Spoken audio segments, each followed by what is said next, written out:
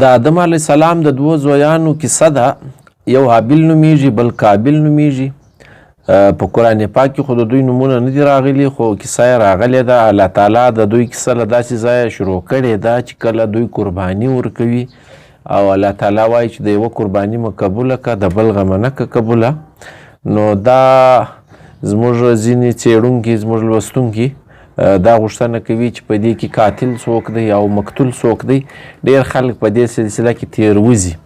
نو زه بیا نن درته اسانه کم کیسه بیا هم درته وکمه. د قرآن پاک له رویه چې څونې راغلې ده هغه به هم در سره شریکه کم، او د تفسیرونو له لارې چې کم شالید بیانیږي هغه هم. ځینې علما په دې کې اختلاف لري، نو دغه بېلابېل روایات شته په تفسیرونو کې. ځینې وایي چې پر ښځه باندې جنګ و، ځینې وایي چې دغسې سره خوابدي وو. نو اکثره علما چې دي، اکثر مفسرین چې دي، هغه دغه وایي شالید یې داسې دی چې دوه نر و ښځه الله تعالی د هوا نه له نسه پیدا کول، سهار دوه ماښام. اصول به داسې و چې دا د سهار دوه چې وو د دغو نکاح نه وه سره جایزه، دا سکني وو. د مازدیګر د سهار د والا د نر و د ښځې داسې نکاح کېدله. نو ویل کېږي چې قابل چې و دا په رنګ باندې ډېر ښایسته سړی و، په طبیعت کې بیا ډېر خشک و. او حابیل چې و هغه تر قابل ډېر نه و ښایسته او په مزاج کې بیا ډېر نرم یادیږي. حابیل چې و پسونه یې کتل او قابل چې وایي دا زراعت د مځکې کښت و کرونده کوله، دا رنګه یاد سوي دي. ښه، اوس نو دوی پر دا کم د قابل په وار چې کومه ښځه پیدا کېږي د ده سره، د ده خور، دا په رنګ ښایسته وي. او کله چې د حابیل په وار پیدا کېږي هغه وایي په رنګ باندې بیخوله وي. نو ښایسته چې وي هغه خو نو د ده سکنۍ سوه، د حابیل هغه چې وي بیخول هغه د حابیل سکنۍ سي. نو په هغه زمانه کې طریقه دا وي د ودونو د نکاح چې د سهار والا به ماښام کوي، یعنی د قابل په برخه چې کومه نجلۍ راځي هغه د ده نسي خوښه. نو دی غواړي چې دغه واده ونه کړي، د خپله سکنۍ سره نکاح وکړي، پر دې باندې جګړه سي، سره خوابدي سي. دا پیښه آدم علیه السلام ته راسي. آدم علیه السلام به ورته وایي چې دا تاسو جګړه مه کوئ، زه به یو روغه در وکم، تاسو دواړو باندې یو خیرات وکاست. خیرات چې د هر یوه قبول سو، بس بل ملامت دی، هغه د کم یوه چې خبره سمه ده پر هغه باندې به عمل کوو، بس ژوند به سوکه او په ارامه تېرو. نو دوی وایي دواړو ورسره ومنل، صحیح دي، دا به ورسره ومنو. نو قابل چې وي هغه وایي یو شی خیرات کړي له خپله کښت او کروندې څخه، او حابیل چې وي په خپلو پسونو کې یو ښه غټ پسه چې وي هغه حلال کړي او خیرات یې کړي. اوس نو چې د خیرات کومه طریقه ده په هغه زمانه کې، یو دا روایت دی چې داسې له اسمانه څخه داسې د رڼا په شان دی، د تنا په شان یو د برېښنا په شان اور راځي، او دا کم قبلېدو طریقه چې وي چې کم خیرات قبول سوی وي پر هغه باندې اور لوږي سوځي، دغه د تنا په شکل کې. او ځینې وایي چې بس طریقه یې دا وه چې دوی به ورته کتل، یو به ورک سو، غایب به سو، هغه به قبول ګڼل کېدی، چې با پروت پر میدان هغه به قبول نه ګڼل کېدی. روایات بېلابېل دي. نو الله تعالی وایي ما د یوه قبول کوي، د یوه منه کوي قبول، دا په خپله الله تعالی په قرآن کې ذکر کړی. نو اکثر علما وایي چې د حابیل خیرات دا پسه چې و دا له اسمانه زور رالی پرت یې کوي، او د قابل ورته کتل، د قابل خیرات چې و هغه رنګه پاته سو. اوس نو د قابل طبیعت نور خراب سو. نو فیصله خو پر دغه وسوه چې د حابیل خیرات قبول سو، نو قابل ملامت دی، حابیل نه دی ملامت. د حابیل والا فیصله به سمیږي. خو قابل چونکې خشک و او مزاج یې دا و، د طبیعت سره یې نه وه جوړه. نو الله تعالی وایي د ده په ذهن کې ور وګرځېدل و، دا ورور ته مخامخ وویل چې زه به تا مړ کړم. او هغه ورته وایي ته که ما وزنې هم تر دغه حاله پورې ورته ویلي دي چې ته ما ته لاس راواچوې هم زه به جواب نه در کوم، یعنی زه له تا سره غال نه کوم، جنګ نه کوم، د قتل کولو کوشش نه کوم. ته که یې کوې نو دا ستا کار دی، او زه یو تقواداره سړی یم، یا په ما کې تقوا سته، نو زه لاس نه در اچوم. الله تعالی پر مخ وایي د ده په ذهن کې بیا ولوېدل دی، و دغه ته رضا سو، د قتل ذهن یې جوړ کړي د حابیل د وژلو. نو قابل را ولاړ سو، حابیل یې مړ کړي، او بیا یې په مړي باندې حیران وي چې اوس په مړي څه وکړم. نو ځینې خلک وایي داسې په چم باندې خپلې کروندې له بوتې د لوړ ورته کښېنستی، هغه یې لاندې کښېناوی، یو لویه ډبه رسېدل له لوړې خوا پر رایلک او د ده په سر باندې ولګېده، ده یې ووژلی. ځینې وایي چې بېلابېل ذرایع دي چې په هغه زمانه کې یو درسته مرسته ورته تیاره که په هغه یې ووایي، خو چل یې دغه ورسره کړی دی چې خپلې کروندې یې بیولی دي په یو طریقه، یا په یو لاره باندې وایي را روان دی ورته پټ سوی دی. په دې کې هم روایتونه مختلف دي. نو اوس یې بیا په مړي اریان دی چې اوس څه په وکړم، دا مړی په اوږه ګرځي او ورته ناست دی. نو په دغه حال کې الله تعالی وایي ما کارغه ور واستاوي، خپل بچی یې په خوله کې دی، د ده تر مخې کډی وکښي، قبر یې وکښي، په پښو او مشوکه باندې دا بچی کې پټ کړي. نو داسې و دا کارغې ته وکتل، نو حیران سو چې دا خو زما دغه عقل هم نسته. نو پښیمانه سوی. د قرآن توري دا دي چې دی په خپل عمل پښیمانه سو چې دا مې څه غلط کار وکړي، زه خو د کارګې قدر هم حیثیت نه لرم.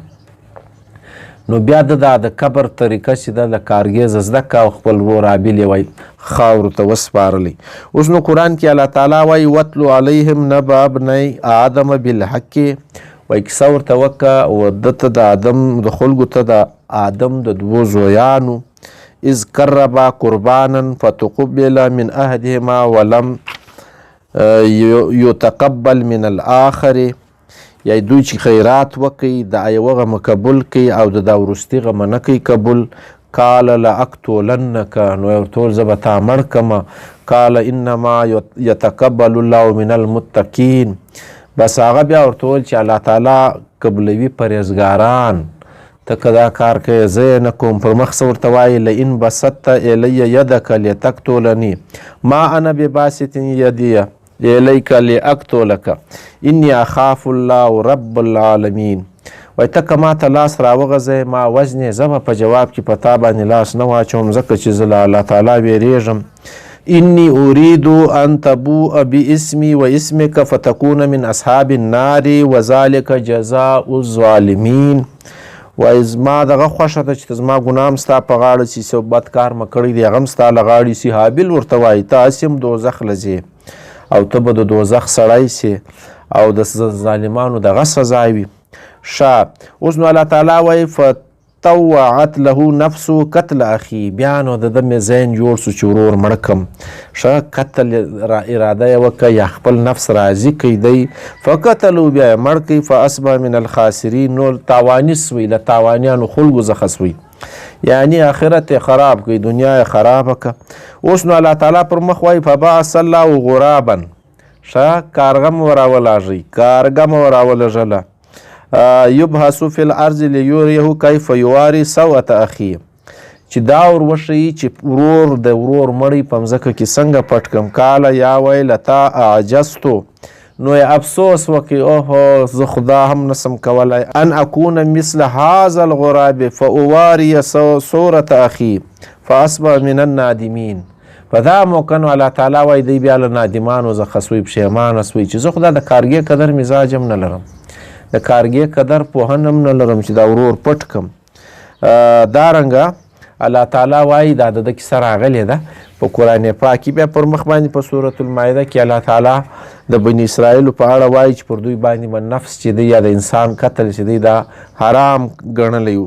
فکأنما قتل الناس جمیعا، یعنې یو سړی که چا مړ کړي داسې دی چې لکه ټول انسانان چې مړه کړل، دا قرآن دی. او که چا یو سړی خوندي کوي له مرګه یې وژغورلی، نو داسې دی لکه ټول کائنات ټول انسانان چې یې وژغورل. ومن احیا فکأنما احیا الناس جمیعا. دا نو داسې فلسفه ده چې انسانان د یوه سړي خدمت وکړي، بس دا داسې دی لکه ټول کائنات، خصوصا د مرګ او ژوند په معامله کې چې څوک د یو چا ژوند راوګرځوي دا ډېر لوی خدمت دی، دا د ټول انسانیت برابر دی، دا قرآن وایي. او که څوک یو سړی مړ کړي داسې دی لکه ټول انسانان چې مړ کړل. نو دا شاته وګورئ چې یو سړی څوک مړ کړي دغه کور څومره خرابېږي، خپل یې څومره خرابېږي، د هغه کور ته چې کوم تاوانونه رسېږي دا په کلونو کلونو بیا نه پوره کېږي. دا چې کوم ګیپ پیدا کوي دا قتل د انسان. نو قرآن وایي د یوه سړي قتل او د ټول انسانانو قتل سره برابر دی. او که څوک یو سړی خوندي کوي نو هغه بیا ټول انسانان خوندي کوي. دا وخت د انسانانو آبادي چې ده تر 8 اربه اوښتې ده. نو بس یو قتل او 8 اربه سره برابر دي. غرض مې دا دی چې په قرآن پاک کې د دغه کیسې په ایسته د دوی نوما نه دي راغلي. اوس نو د سړي ذهن ته ورلوږي چې قاتل کوم یو دی، مقتول کوم یو دی. اسانه لارې دا ده چې قاتل کې غټ کاپ راځي، نو هلته په نامه کې هم چې د کم سړي په نامه کې غټ کاپ دی، قاتل هغه دی، یعنی قابل قاتل دی. نو قابل او قاتل به نه سره روي، تر دغه اسانه لار نسته. حابل چې دی هغه وژل سوی دی، مقتول دی، او پر حق باندې وایي الله تعالی وایي د خیرات هم قبول کوي. نو د آدم علیه السلام فیصله دغه وه چې د چا خیرات قبول سوی، پر حق هغه دی، فیصله به هغسې کیږي. نو دا زموږ دپاره عبرت دا دی چې د نړۍ اولنی قتل دغه دی. انسانانو کې اول قتل دغه سړي قابل کړی دی، او اولنی مقتول د بل له لاسه وژل سوی حابل دی. او دا سلسله به تر قیامته رواني، نو بنیاد یې دغه قابل ایښی دی. هر څوک چې قاتل وي بس د دغه فاونډر چې دی دا قابل دی. نو زموږ دپاره عبرت دا دی چې د انسان خصوصا ورور، بیا قریبان، بیا نور انسانان څه فرق دی. موږ دپاره ټول یو شی دی.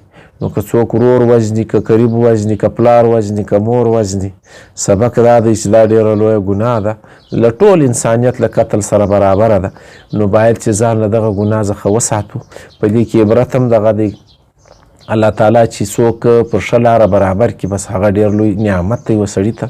دغه د حابل او قابل په کیسه کې مفسرینو بېلابېلې نظریې راوړي دي، اختلاف هم شته. نو تر دغه ځایه پورې قرآن راوړی دی چې خیرات یې کړی، یو قبول سوی، یو نه وی قبول سوی. نو شالید یې هغه د ښځې یادېږي چې پر ښځه باندې جنګ و. ځینې خلک بیا وایي چې پر ښځه باندې جنګ نه و، بس پر یو کار یې جنګ راغلی و، طبیعت یې سره خراب سوی. په دې کې هم د مفسرینو اختلاف دی، خو زیات مفسرین دغه د ښځې په معامله باندې غږېدلي دي، او زیات مفسرین پر دغه خبره باندې اتفاق کوي.